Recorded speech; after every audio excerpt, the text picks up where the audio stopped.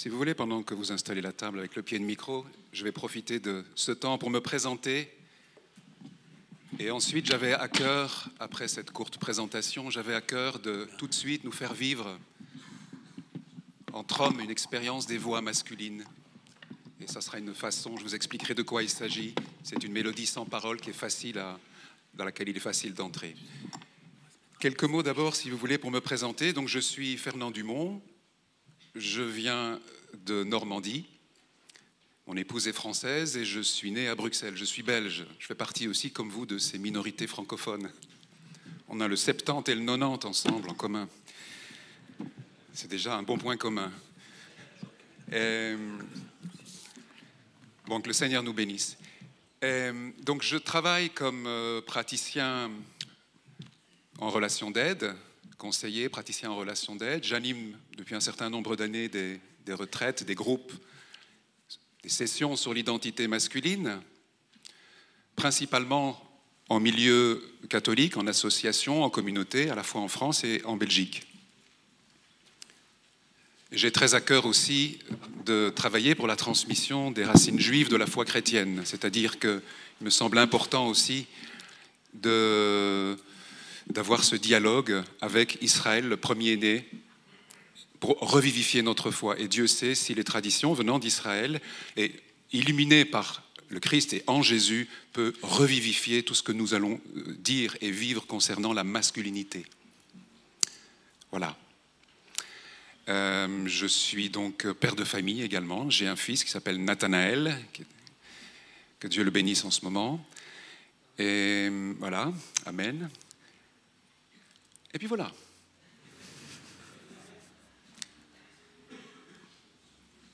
Le chant que j'ai envie de vous transmettre, qui est une transmission d'homme à homme, est très simple. Ça s'appelle un nigun. Le mot nigun signifie mélodie.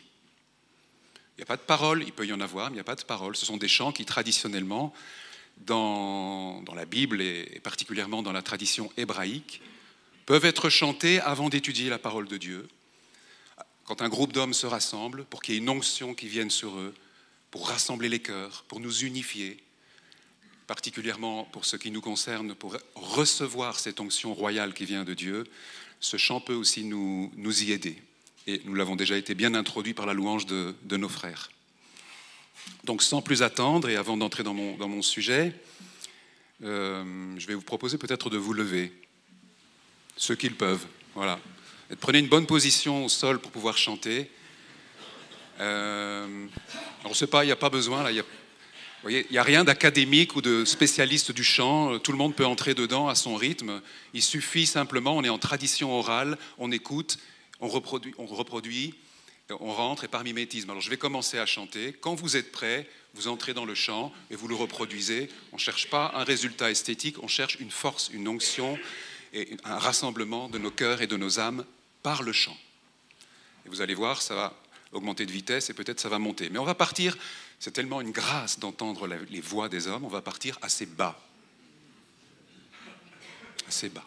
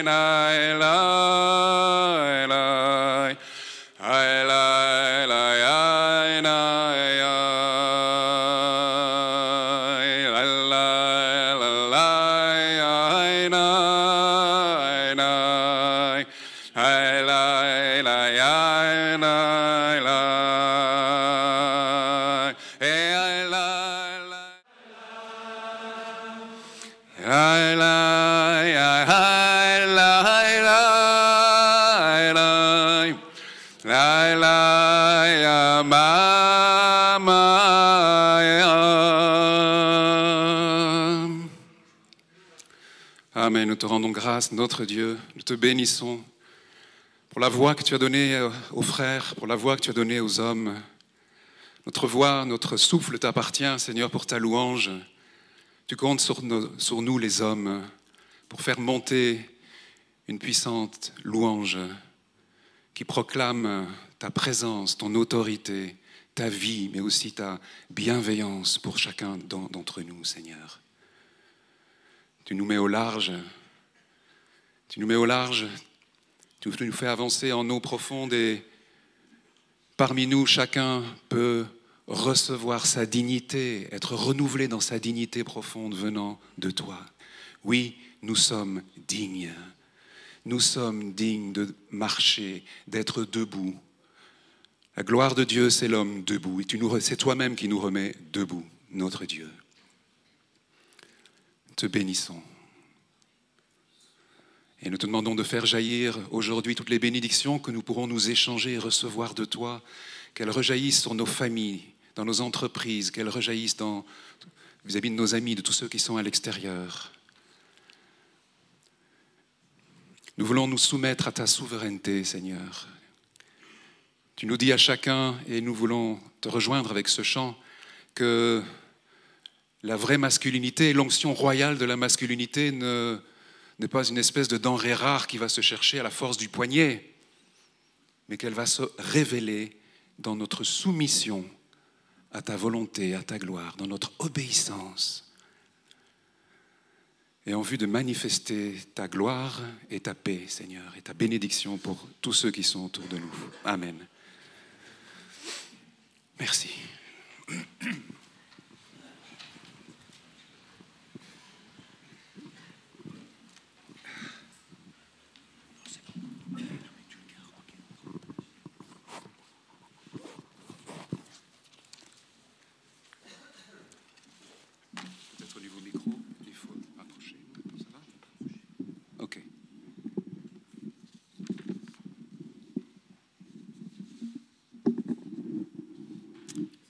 Merci, c'est parfait. Alors, notre sujet sur l'onction royale, peuple de sacrificateurs, de rois, de prêtres, de prophètes, je voudrais, si vous voulez bien l'introduire, par le premier mot, l'onction, et nous rappeler à tous ce qu'est l'onction. L'onction, l'action d'oindre, c'est répandre de l'huile. Répandre de l'huile sur une personne ou sur un objet pour la consacrer, Jésus lui-même, le Mashiach, est loin par excellence, le Seigneur des Seigneurs, celui sur lequel l'huile et la consécration, dans son accomplissement le plus grand, a été réalisé. Il est le Mashiach, ce qui est littéralement le Messie, c'est celui qui est loin de Dieu. Et l'huile a ceci d'extraordinaire, c'est qu'elle pénètre tout. Elle est pénétrante, elle imbibe tout. Il s'agit d'être imprégné par l'huile. Et l'huile, évidemment, est le symbole de l'Esprit Saint. C'est le Saint-Esprit qui nous imprègne, qui nous pénètre en profondeur. Symbole de l'Esprit de Dieu et de sa puissance. Alors l'onction, elle est sainte, kadosh. Tout de suite, il faut que je dise que, pardonnez-moi à l'avance si je vous cite plusieurs mots de la Bible en hébreu, ça fait partie d'une passion et d'une longue histoire. Je tâcherai de ne pas être trop compliqué, mais en tout cas, c'est une richesse de sens pour nous et aussi pour affermir notre foi en Jésus que d'écouter ces racines hébraïques. Kadosh, et vous le savez peut-être bien sûr, Kadosh signifie saint, séparé. L'onction que nous recevons, elle est sainte, c'est-à-dire qu'elle nous sépare. Il faudra consentir en tant qu'homme et dans notre vie d'homme, sans rien changer nécessairement à nos activités, à nos engagements, en restant fidèles à nos engagements, mais consentir à être séparés pour Dieu, mis à part pour le service du Seigneur. L'onction nous met à part pour une mission, pour une fonction. On peut dire que le sens de l'onction, c'est un revêtement pour une mise à part. Un revêtement pour une mise à part, comme le Seigneur le dit à Moïse en Exode au chapitre 30. Tu verseras de l'huile sur la tête de Aaron et ses fils, tu les sanctifieras pour qu'ils soient à mon service dans le sacerdoce. Alors aujourd'hui, nous tous qui avons été baptisés en Christ, nous avons revêtu le Christ, nous avons revêtu cette onction. Nous avons reçu cette onction royale du Saint-Esprit qui à la fois demeure en nous, nous enseigne, comme le dit aussi la première épître de Jean, elle nous enseigne et elle nous met à part, elle nous sépare. C'est-à-dire que cette onction royale au masculin va nous introduire dans un comportement singulier et unique. Et ça sera important pour nous d'accepter, de consentir à être mis à part par le Seigneur, de devenir singulier, de devenir unique, de donner notre couleur, de donner notre créativité, de devenir singulier, de cesser de comparer, de regarder les autres, à un moment donné de lâcher les modèles et d'entrer dans son unicité.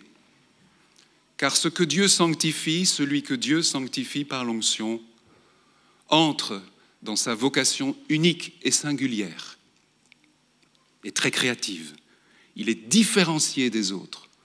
Peut-être aurons-nous l'occasion cet après-midi de parler de l'onction royale dans notre rapport, nous qui sommes des princes, notre rapport à la princesse, à la femme, à l'épouse. Il sera important, et nous le verrons ensemble, de bien rappeler aux hommes qu'ils ont à se différencier de leur épouse. Ça veut dire quoi? À vivre cette onction qui met à part pour la prière, pour la mission, à accepter d'être unique, singulier, mis à part, de ne plus mélanger leur identité à celle de leur femme ou de leur épouse, de prendre leur place, leur juste place, comme sacrificateur, comme intercesseur, et simplement comme celui qui est père et mari. Le sous-titre de la journée, qui en dit bien long, bien sûr, épître de Pierre, « Vous êtes une race élue, un sacerdoce royal. Une nation sainte, afin que vous annonciez les vertus de celui qui vous a appelé des ténèbres à son admirable lumière. » Quelque chose de très intéressant, quand il est écrit « Vous êtes une race élue », le mot « élu », une race élue, dans la Bible, dans le livre du Deutéronome, il est écrit « Vous êtes une race élue, âme ségoula ». Le mot ségoula, sans être trop compliqué, signifie à la fois élu et signifie aussi le remède. Quelque chose qui peut apporter un soulagement, un remède. Comme s'il y avait une vocation thérapeutique. Comme si le fait d'accepter ce choix de Dieu et cette élection de Dieu en toute simplicité, mais d'accepter ce que l'on est dans sa véritable identité en Christ, nous permet de devenir et d'entrer et d'agir comme un remède au milieu des peuples. Comme quelqu'un qui apporte et qui diffuse la guérison autour de lui et qui amène surtout les frères et les sœurs autour de lui au médecin de nos âmes, à Jésus, notre médecin. Peuple élu, peuple remède. Alors il est vrai, nous sommes tous rois. Aujourd'hui, il n'y a que du beau monde dans cette assemblée. C'est très impressionnant de se retrouver avec autant de fils de rois, de princes. Nous sommes rois, nous sommes sanctifiés. Nous sommes appelés à régner, à faire régner le Christ dans nos vies. Et il est important aussi de rappeler que cette onction, c'est Dieu qui en a l'initiative. C'est lui qui appelle qui il veut. Dieu est libre, il appelle qui il veut, quand il veut. Notre onction est indépendante de notre mérite. Notre onction est indépendante de notre mérite. Elle ne dépend pas de notre obéissance. Ce qui ne veut pas dire que je suis en train d'ici d'encourager à la désobéissance. Certes pas. Elle ne dépend pas de notre obéissance. Elle est plus forte que notre pauvreté. Elle est plus forte éventuellement que notre cœur qui pourrait nous condamner, et que Jésus ne nous condamne pas. L'onction, elle a pénétré au profond de nous-mêmes. Elle ne dépend pas de notre mérite. Elle va nous aider à être obéissants. Mais il ne s'agit pas d'être obéissant pour pouvoir recevoir l'onction. Nous l'avons.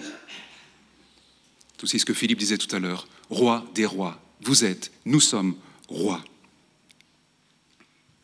Cette élection, c'est donc lui qui la décide, même s'il est vrai que la seule limite à la toute-puissance de Dieu, il y a une limite, mais que Dieu a voulu, que Dieu a permis en tout cas. Quelle est la seule limite à la puissance de Dieu? C'est ma liberté. C'est ma liberté. Parce que lui, il veut la respecter. Et pourtant, dans la Bible, on voit que la mise à part, et par exemple en prenant l'élection du peuple d'Israël, qui reste un modèle d'élection pour tout croyant, on voit que malgré tout, l'élection est imposée par Dieu.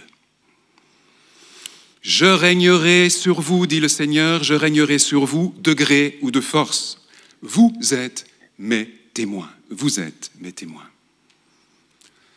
C'est la vocation du prophète, d'être le témoin de l'absolu, témoin du Christ, et aujourd'hui, c'est un véritable travail dans le monde dans lequel on vit aujourd'hui, être témoin de l'absolu. C'est-à-dire, c'est celui qui vit avec toutes ses espérances déjà dans le ciel, mais qui est encore sur la terre. Quand je suis prophète, je me trouve à la charnière entre le ciel et la terre. C'est parfois très inconfortable. Et nous ne sommes pas les premiers à avoir trouvé ça inconfortable, même si c'est source de grande joie et de grande grâce.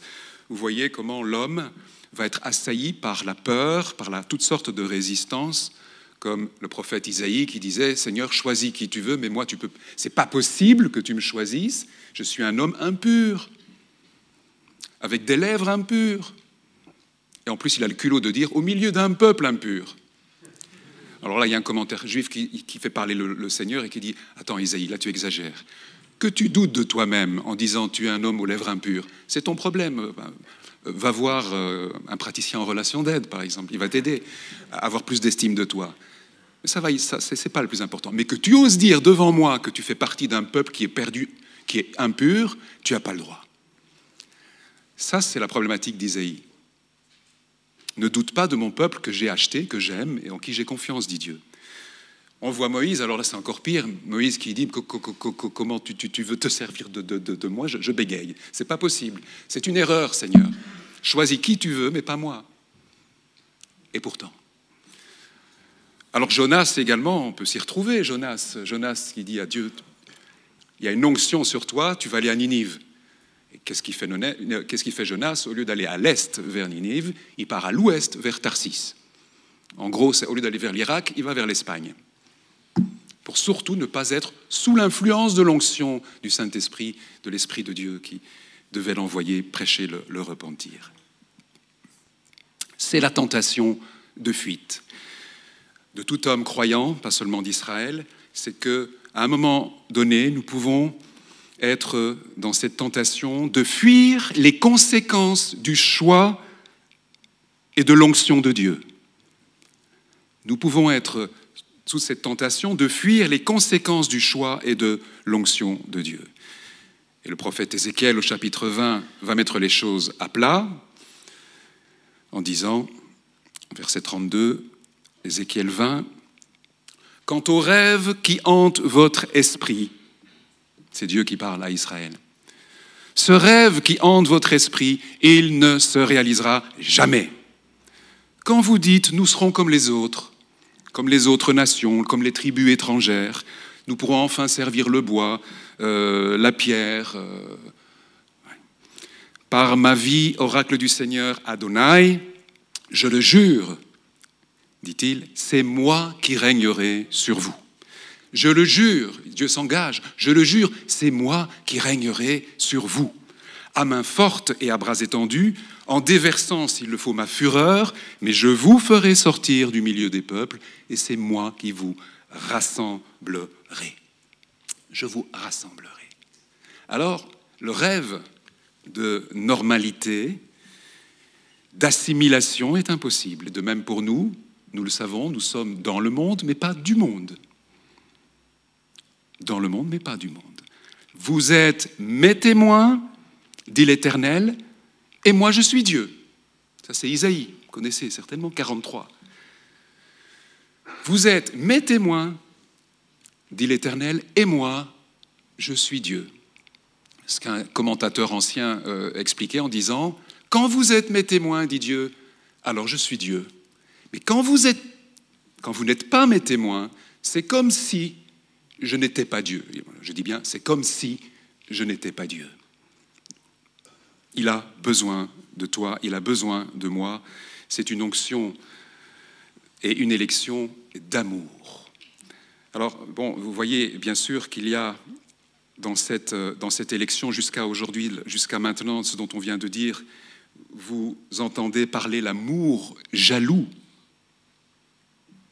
du Seigneur, de l'Éternel.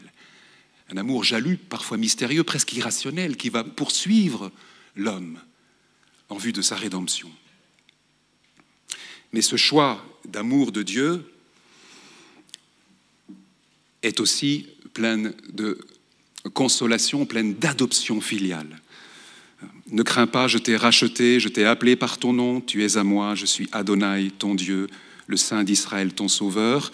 Et encore là, cette parole d'Isaïe qui va tempérer cette élection avec cette fureur jalouse de Dieu qui demande « Tu comptes beaucoup à mes yeux, dit-il, tu as du prix et je t'aime. » Déclaration d'amour. C'est parce que je t'aime que je peux avoir le dépit des amoureux pour celle qu'il aime. C'est parce que je t'aime, tu as du prix à mes yeux, que tu comptes beaucoup pour moi, que je te cherche. Dans cette alliance d'amour, le Seigneur, Dieu, est engagé avec nous, comme il est dit même que celui qui touche à la prunelle d'Israël, qui touche à la prunelle de celui qui est choisi par Dieu, touche à la prunelle de l'œil même de Dieu.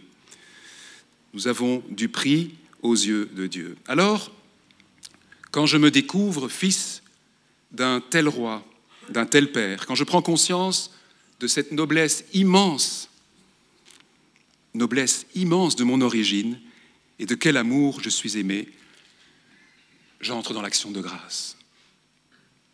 J'entre dans le remerciement. Je suis comblé. Et je peux, comme le roi David, dire « Seigneur, je suis une merveille, tu m'as choisi. » Et je confesse, c'est toi qui m'as formé les reins, c'est toi qui m'as tissé dans le sein de ma mère, je te loue de ce que je suis, une créature merveilleuse, dit le psaume 139. Je suis une créature merveilleuse. Et je le dis en toute simplicité, il faut beaucoup d'humilité pour pouvoir dire je suis une créature merveilleuse parce que créée par toi. Et si je dis que c'est toi qui m'as tissé les reins dans la vie, c'est ce qui porte aussi la généalogie, on aura l'occasion d'en parler peut-être, c'est ce qui porte la vie, transmission de la vie. Ça veut dire que les 23 chromosomes qui viennent de mon père, les 23 chromosomes qui viennent de ma mère, ce n'est pas le fruit du hasard. Je suis aimé, attendu, voulu. Quelle qu'ait pu être la présence ou la non-présence ou le comportement de mon père ou de ma mère, je fais cette action dans la foi. Je dis, je suis une créature merveilleuse et tu as permis toutes choses et j'assume mon passé, j'assume mon présent et j'assume mon avenir. Je choisis tout ce que tu me donnes. Tu peux en faire quelque chose d'extraordinaire. Ma vie d'homme a du prix aux yeux de Dieu. Nous valons très cher. Nous valons très cher. Notre rachat est très cher. Il y en a pour une fortune dans cette salle. Nous valons très très cher. Et on ne peut plus en tant qu'homme penser ou dire ou se dire à soi-même que nous ne valons rien. C'est une sorte d'orgueil. Quand on est dans la répétition sans cesse d'une croyance toxique, c'est une croyance qui vient du mensonge et qui malheureusement parfois passe par la bouche de nos parents ou d'instituteurs ou que sais-je, de ceux qui auraient dû être des modèles et puis qui nous ont fait croire à quelque chose qui est faux et qui est par exemple d'imaginer que nous n'avons pas de poids dans la vie, que nous n'avons pas de valeur, ce qui est un mensonge. Il est important là, de se saisir de cette parole et ne plus tomber dans cette faute de dire « je ne vaux rien », qui est une sorte d'orgueil. Il faut beaucoup d'orgueil pour dire « je ne vaux rien », d'une certaine manière. Non, nous dirons « je vaux le prix ». Je vaux le prix du sang du Fils de Dieu.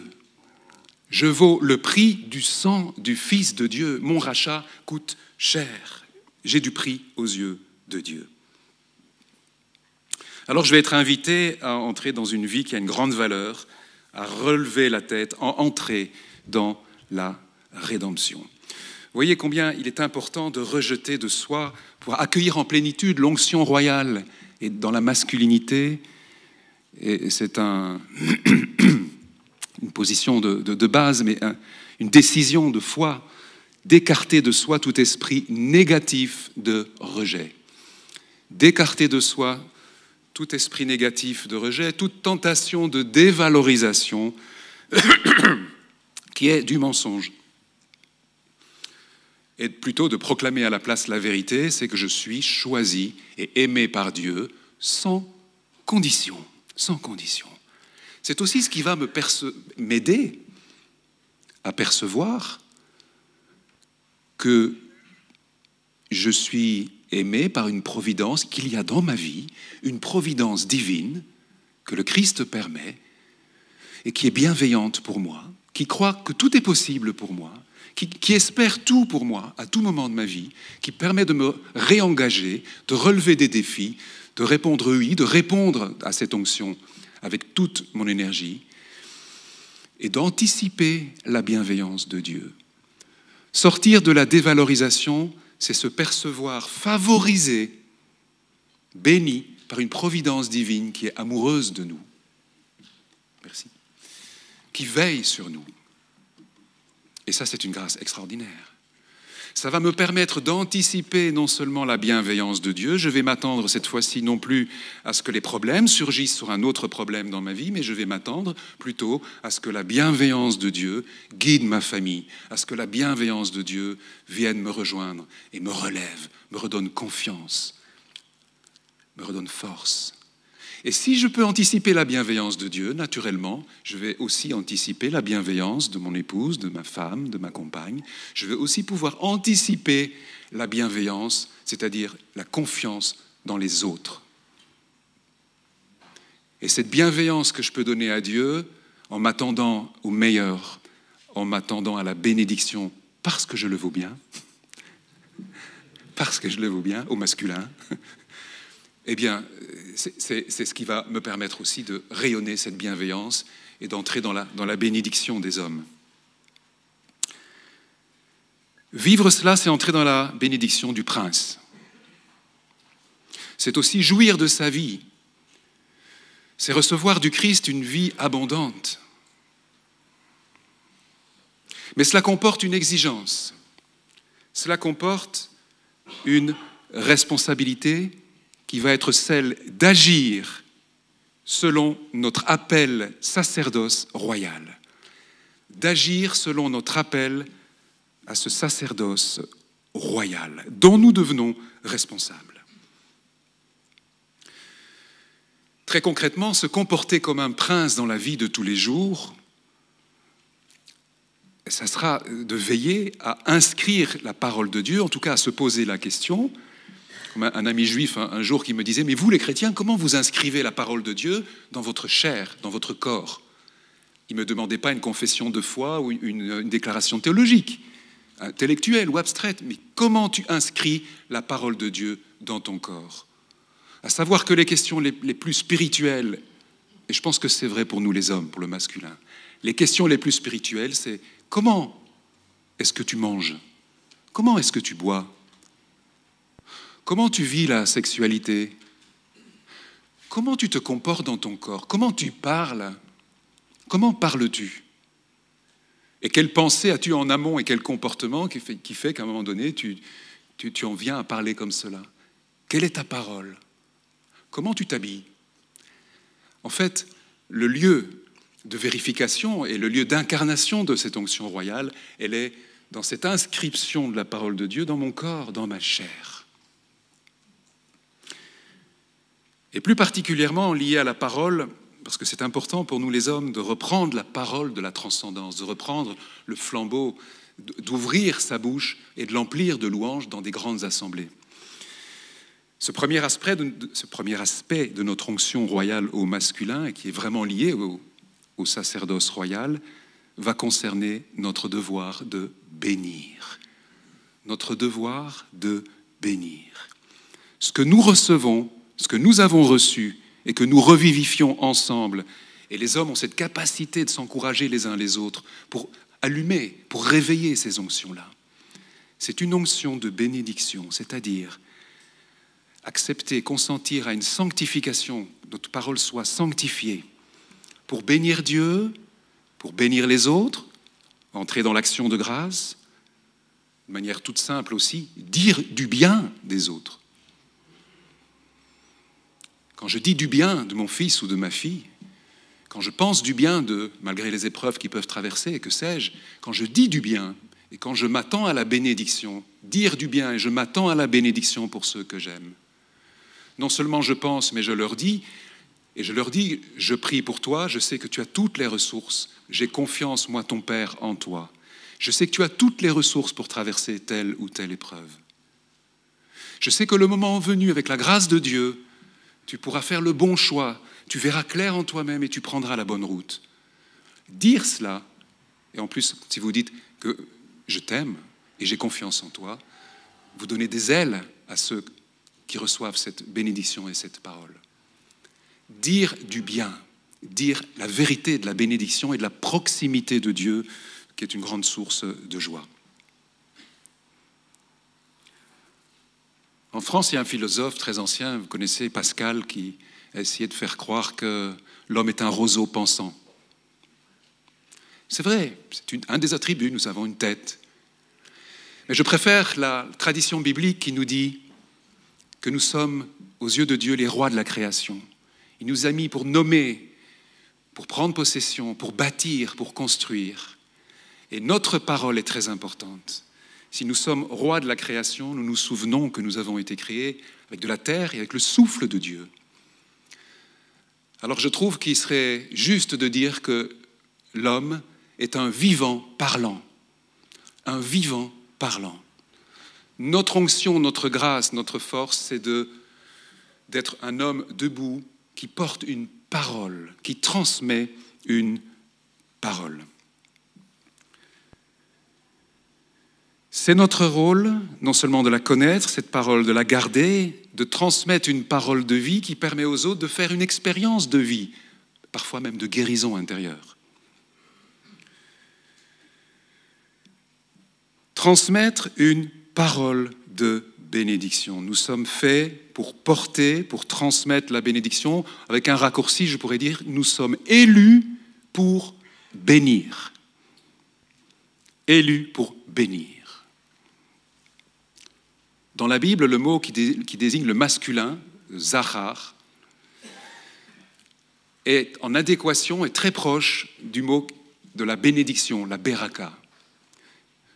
Comme pour dire que dans le plan de Dieu, vraiment tout au début, dans le cœur de Dieu, il y a cette idée que le masculin, zachar, par rapport au féminin, Dieu créa l'homme mâle et femelle. Le mâle, le zachar, c'est un homme fait pour la bénédiction. Les deux mots ont une équivalence de sens dans les valeurs numériques. Je ne vais pas entrer dans les choses trop complexes, mais la bénédiction est l'héritage du masculin. Je ne suis pas en train d'exclure nos femmes et nos épouses de la bénédiction, bien sûr, mais il y a quelque chose qui nous est connaturel et qui vient de Dieu. Par sa bouche, par ses mains, l'homme communique le souffle de Dieu. Et la bénédiction, c'est un acte parlé, c'est une parole agissante au nom de Dieu. En fait, ça permet au Seigneur aussi de se dévoiler et de surgir dans la vie quotidienne. Alors, quant à la maison, avant un repas, Je ne sais pas comment on fait dans le milieu évangélique. Je suis, moi, venu comme catholique, en parachute ici, et je porte avec moi, et on prie. Et je suis heureux de ce qu'on peut vivre ensemble dans nos différences qui sont tellement... Et dans aussi dans notre amour commun et notre attachement à la personne de Jésus et au Christ, et à notre don. Mais... je veux dire, je ne sais pas comment vous faites chez vous à la maison pour bénir ou rendre grâce pour les repas, sans doute vous le faites, mais en tout cas, je dis, quand à la maison, je prends le pain avant le repas et que je dis « Béni sois-tu, Seigneur notre Dieu, roi de l'univers, toi qui tires le pain de la terre. » Et tout le monde répond « Amen ». Quand je prononce une bénédiction, celle-là ou d'autres, avec d'autres paroles, peu importe celle que vous utilisez, ou une louange spontanée, une bénédiction spontanée, ou quand je dis « Béni sois-tu, Seigneur » sur une coupe de vin, « Béni sois-tu, Seigneur, notre Dieu, roi de l'univers, toi qui as créé le fruit de la vigne », et que tout le monde répond « Amen ». Je suis dans mon rôle d'époux, d'homme et de père, au milieu de ma famille. Je prends une place de sacrificateur, je prends une place. Je parle avec autorité, je fais sentir et je fais aussi comprendre à tous ceux qui sont autour de moi et que je reconnais Dieu comme origine et propriétaire de tout ce qui m'appartient. En entrant dans la bénédiction, béni sois-tu pour ce pain, béni sois-tu pour ceci ou cela, je reconnais que Dieu est le propriétaire de toutes choses. Et je fais comprendre aussi à ceux qui sont autour de ma table que tout appartient à Dieu. Et que finalement, on peut user des choses, des biens de ce monde, que par la clé qui est la bénédiction. Sinon, d'une certaine manière, c'est comme du vol. Rendre grâce. Là, je suis dans mon rôle d'homme. C'est un rôle de sacerdoce royal. Nous sommes, de fait, un royaume de prêtres. Quand vous relisez la bénédiction sacerdotale dans le chapitre 6 des Nombres, au verset 23, le Seigneur dit à Israël, vous bénirez les hommes, vous bénirez le peuple de cette manière-là, que Dieu te bénisse, que le Seigneur te garde, que le Seigneur fasse briller, qu'il illumine sa face pour toi, qu'il donne sa grâce, que le Seigneur tourne son visage pour toi et te donne sa paix. Vous avez là un résumé de notre action sacerdotale. Bénissons. Soyons présence et signe de protection pour ceux que le Seigneur met autour de nous. Soyons ceux qui apportent la lumière du Christ autour de nous dans nos vies, par là, cette parole. Et soyons ceux aussi qui transmettent le shalom, la plénitude de paix de la part de Dieu. C'est un véritable travail, cela va bénéficier, cette liturgie bénéficie à la fois à celui qui dit la bénédiction, à ma famille, à mon peuple et au monde entier. C'est une sorte d'intermédiaire de la sanctification. Alors, on pourrait se poser la question, mais qu'est-ce que je vais bénir, moi, dans ma vie, en tant qu'homme ? Je peux bénir le pain, je peux bénir le vin, je peux bénir le repas, que je prends seul ou que je prends en famille. Et c'est très important de bénir mes enfants. Je peux poser les mains sur mon fils, sur ma fille, et lui souhaiter des bénédictions. Alors même que le bébé est encore dans le ventre, mon fils ou ma fille à venir se trouve dans le ventre de sa mère, je pose mes mains et je donne ma bénédiction sacerdotale d'homme à l'avance sur cet enfant. Mais je peux aussi bénir ma nouvelle voiture. Je peux bénir parce que j'ai acheté des nouveaux souliers ou un nouveau costume, un nouvel habit. Tout va être occasion finalement d'entrer dans cette bénédiction au quotidien. Je vais bénir un nouveau parfum pour le ciel, pour la montagne, un beau paysage, que sais-je. Je vais même bénir pour une épreuve en disant « Seigneur, je ne connais pas le sens de cette épreuve. Mais à l'avant, je te fais confiance. » C'est ce qui fait que même nos frères juifs disent, au moment où ils apprennent le décès de quelqu'un de proche de leur famille, « Seigneur, je te bénis, tu es un juge équitable. Je ne comprends pas cette épreuve, mais à l'avance, je te fais confiance, tu sais ce que tu fais, tu es un juge équitable. Béni soit le juge équitable. » En tout cas, on peut dire que tout ce qui me permet, par mes 5 sens, de faire une expérience de bien-être, tout ce qui va me permettre de faire une expérience de rassasiement, de bonheur, va être l'occasion de dire une bénédiction et une action de grâce. Ce qui va exiger de moi, de mon sacerdoce royal, va exiger de moi d'être attentif à ce qui va passer par mes 5 sens. Être attentif à ce qui va passer par mes 5 sens, à ce que je reçois et à ce que je vais rechercher avec mes 5 sens. Le Seigneur m'a créé avec ses sens, m'a créé pour voir, pour entendre, pour chanter, pour parler, pour ressentir des parfums, pour goûter des choses excellentes. Tout cela lui appartient. Et je vais consacrer ma sensorialité aussi au Christ dans l'onction royale. Je vais lui demander de veiller à mes 5 sens. Il y a une vieille tradition qu'on retrouve également dans le commentaire biblique, dans le Midrash, dans la tradition hébraïque, qui est très intéressante, qui peut aussi nous parler en tant que chrétiens, qui est celle-ci, c'est que l'homme est comparé au chandelier à 7 branches du temple de Jérusalem. Le chandelier dans le temple de Jérusalem a 7 branches et 7 lampes. Et les sages disent, de fait, l'homme, il est comme le chandelier. Avec ces 7 lampes, on va trouver également dans la tête de l'homme 7 ouvertures. Les 2 yeux, les 2 oreilles, les narines, vous pouvez compter, hein. Normalement ça fait le compte. On a 7 ouvertures dans le crâne. Qu'est-ce que ça signifie? Ça signifie que tous nos sens sont dans la présence divine, sont faits pour habiter le temple, sont faits pour être sanctifiés par la lumière du Christ, par la lumière de Dieu. Le Christ est ma lumière, il est la lumière de mes sens. Et tous les hommes, véritables hommes de Dieu dans la Bible et dans la vie, vont chercher à voir le Christ, à écouter sa parole, à avoir la parole de Dieu sur ses lèvres, à sentir la bonne odeur du Christ. Nous avons et nous sommes responsables aussi de la gestion de ces 5 sens qui appartiennent à Dieu dans l'onction royale et qui doivent lui revenir. Après avoir parlé de la bénédiction, pour les quelques minutes qui me restent, je voudrais aborder un autre aspect de l'onction royale, qui est l'onction de gouvernement pour pouvoir agir. L'onction royale est une onction de gouvernement qui permet l'action avec le Saint-Esprit, qui permet d'accomplir notre mission au niveau spirituel, en famille, au travail, en église. Et il est très important de ne pas perdre notre pouvoir d'agir. Il est capital de ne pas perdre, nous les hommes, notre pouvoir d'agir en tant que père, en tant que mari, en tant que chef, et donc de pouvoir décider les changements nécessaires et créatifs qui s'imposent aujourd'hui dans nos vies, affectives, professionnelles, spirituelles, que sais-je. Demander le Seigneur de nous fortifier pour pouvoir décider ces changements, c'est-à-dire de s'encourager à être ouvert au risque des changements qui sont aujourd'hui incontournables dans chacune de nos vies.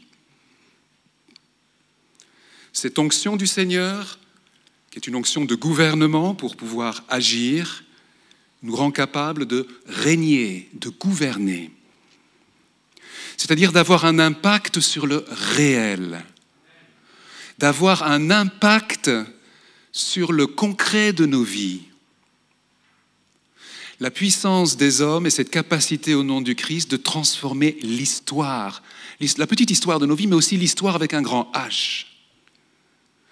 D'avoir un impact sur le cours des événements. C'est-à-dire, nous pouvons changer le cours des événements économiques, politiques. Nous pouvons agir en tant que fils du roi et avoir un impact sur notre réalité et sur toute réalité. Je suis toujours émerveillé de voir comment il suffirait, ne serait-ce que simplement sur un plan physiologique, il suffirait que tout à l'heure, on se dit dans une demi-heure, rendez-vous tous sur le parking, il faut abattre tous les arbres et en planter 50. Et il faut qu'on ait fini à 13h. On y arrive, on le fait. on est capable de relever des défis. C'est un peu n'importe quoi ce que je vous dis. Les arbres sont très beaux. Mais en tout cas, nous avons cette capacité de transformer la réalité. Dans le coude à coude, si on se met d'accord sur un objectif, d'un seul cœur, au nom du Christ, nous pouvons essaimer, nous pouvons féconder, nous pouvons transformer, nous pouvons bâtir, construire et aussi nous pouvons détruire. Cette force-là, dans d'autres époques, des ennemis de Dieu, des tyrans ont su l'exploiter par le fanatisme pour amener les hommes dans des combats qui n'étaient pas selon l'Esprit Saint. Mais c'est notre grâce, cette activité, cette énergie. Nous sommes des bâtisseurs. Nous sommes des compagnons bâtisseurs, des soldats du Christ, compagnons bâtisseurs. Et c'est par grâce et dans un esprit de service. Parce que non seulement nous savons le faire, mais du plus profond de notre cœur, nous désirons le faire avec générosité dans un esprit de service. Et cela aussi, moi je m'émerveille de voir qu'en fait, véritablement dans le cœur masculin, au profond du cœur masculin, une fois que nous sommes renouvelés en Jésus et apaisés, nous ne cherchons pas nécessairement à briller, à être le meilleur, le plus fort, de la reconnaissance, à être dans le bling-bling tout le temps. Nous sommes, et nous avons aussi de la part de Dieu, et c'est une grâce, un désir de générosité, d'engagement, même dans l'apostolat, même dans le bénévolat, capable de se donner avec une grande générosité. Et en s'effaçant, en donnant sa vie pour les autres. On sait faire ça.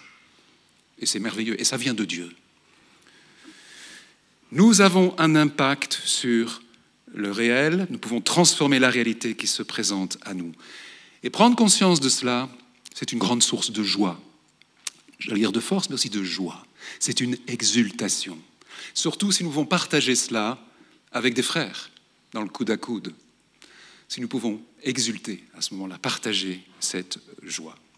Et il s'agit, en faisant régner le Christ dans nos vies, d'être acteurs, de retrouver l'action. L'action. C'est-à-dire de retrouver nos mains, de retrouver nos doigts, de retrouver nos bras, notre voix, de commencer peut-être par notre corps. On a chanté tout à l'heure, c'est magnifique. De retrouver notre main, qui est tenue par la main de Dieu sur la montagne, et qui peut amener la victoire contre les ennemis, contre Amalek. Nous reprenons notre main. Vous savez, le prêtre, c'est le Cohen. Il y a les Cohen, il y a les Lévites dans l'Ancien Testament. Le Cohen, ça s'écrit 2 lettres, bon, Kaf, et puis He, littéralement, c'est la main, la paume de la main, le dessin de la lettre, c'est comme une paume de main d'homme, comme ça.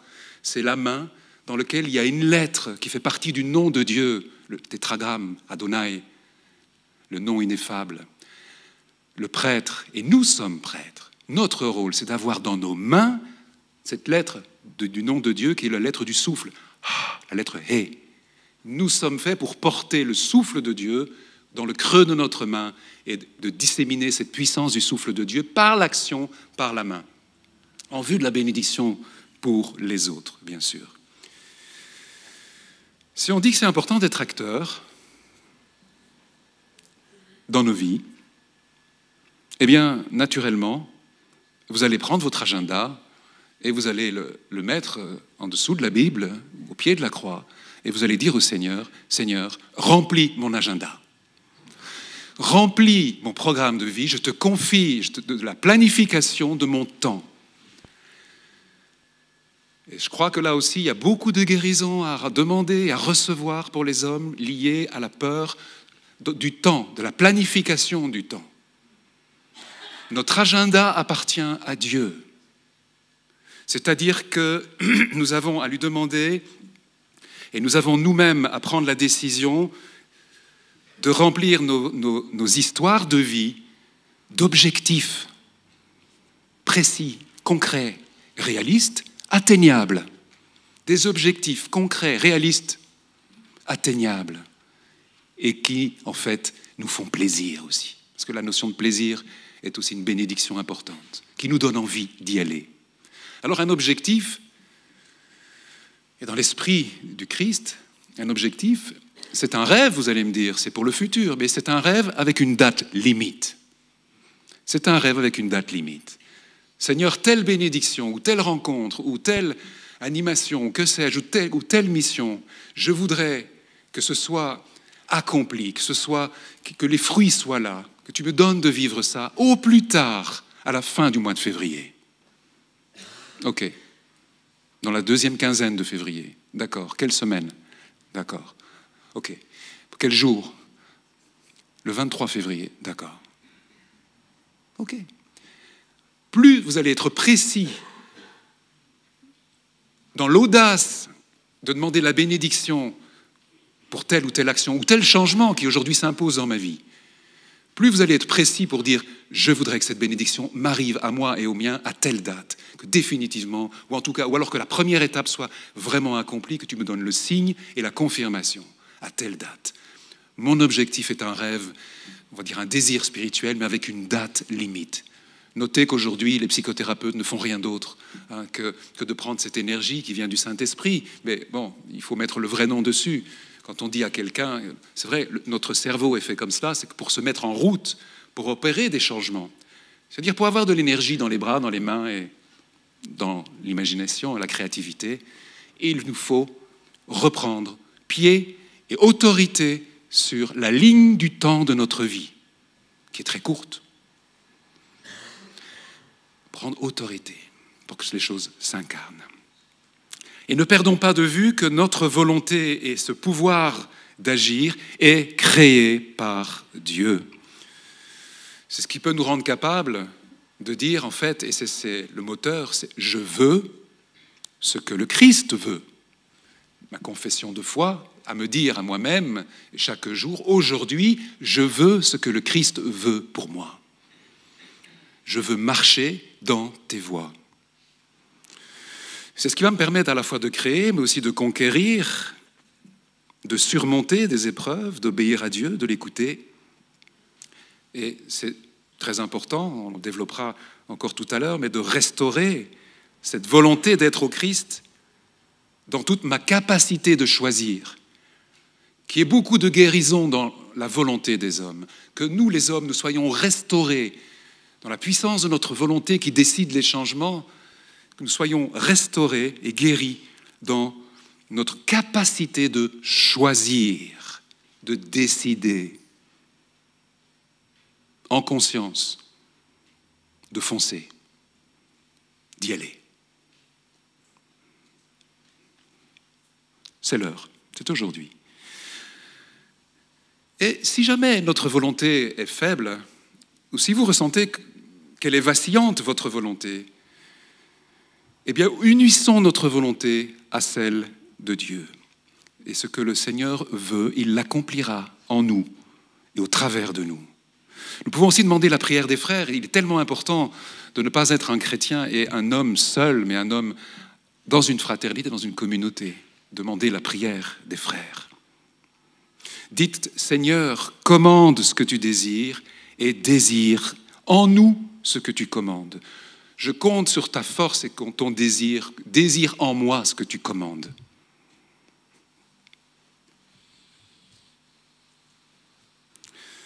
Cette onction qui permet de gouverner est certainement d'abord de se gouverner soi-même, c'est-à-dire d'être roi dans son propre royaume, c'est-à-dire de maintenir de l'ordre dans son royaume avant, bien sûr, de partir à la conquête.